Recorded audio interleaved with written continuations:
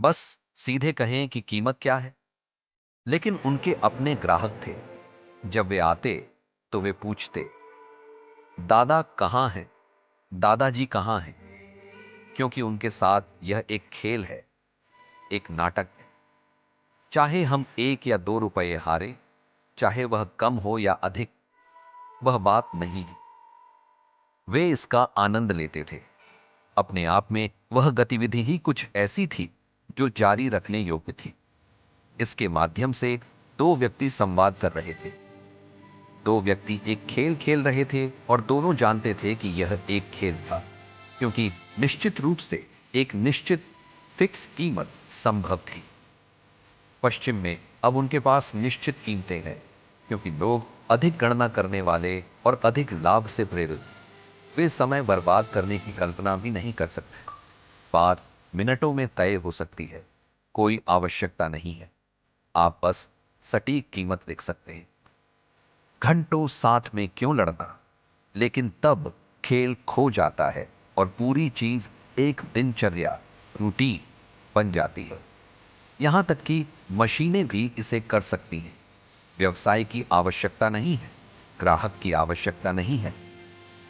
आज भी भारत के गांवों में सौदेबाजी चलती है। यह एक खेल है और आनंद लेने योग्य है। आप खेल रहे हैं।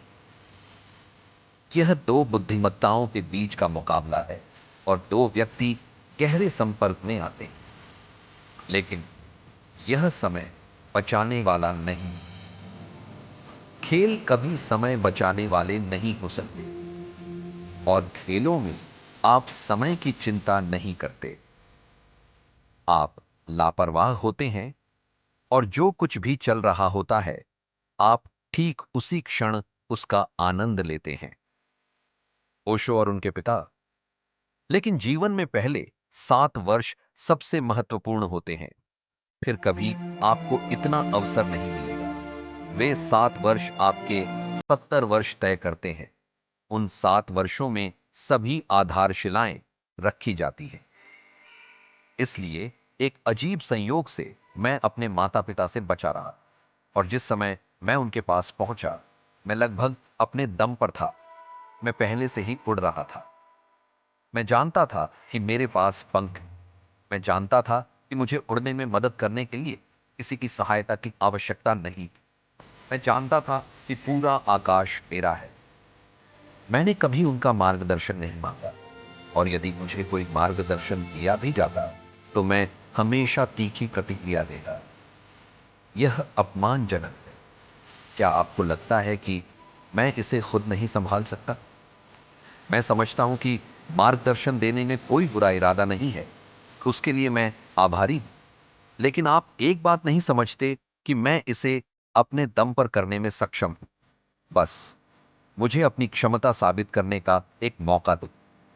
हस्तक्षेप ना करें। उन 7 वर्षों में मैं वास्तव में एक मजबूत व्यक्तिवादी बन गया। कट्टर। अब मुझ पर किसी भी प्रकार की बंदिशें, शर्तें थोपना असंभव था। मैं अपने पिता की दुकान से होकर गुजरता था, क्योंकि दुकान सामने थी। पीछे वह घर था जहां परिवार रहता था। भारत में ऐसा ही होता है। घर और दुकान एक साथ होते हैं, इसलिए इसे आसानी से प्रबंधित किया जा सकता है। मैं बंद आंखों से अपने पिता की दुकान से गुजरता था। उन्होंने मुझसे पूछा, यह अजीब है, जब भी तुम दुकान से होकर घर में जाते हो या घर से बाहर आते हो, यह गुजरने के लिए बस 12 फीट की जगह थी। तुम हमेशा अपनी आंखें बंद रखते हो। तुम किस अनुष्ठान, रीति रिवाज का अभ्यास कर रहे हो? मैंने कहा, मैं बस यह अभ्यास कर रहा हूं ताकि यह दुकान मुझे नष्ट न करे, जैसा कि इसने आपको नष्ट कर दिया है। मैं इसे बिल्कुल नहीं देखना चाहता। मैं पूरी तरह से उदासीन हूं, पूरी तरह अरुचिकर हूं। और वह उस शहर की सबसे सुंदर कपड़ों की दुकानों में से एक थी।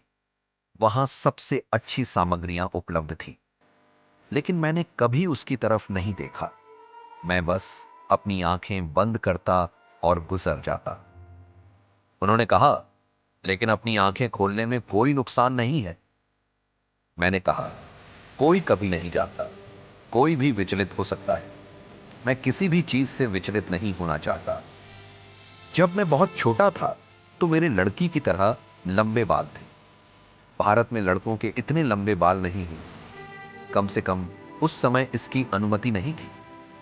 मेरे बहुत लंबे बाल हुआ करते थे और जब भी मैं प्रवेश करता था और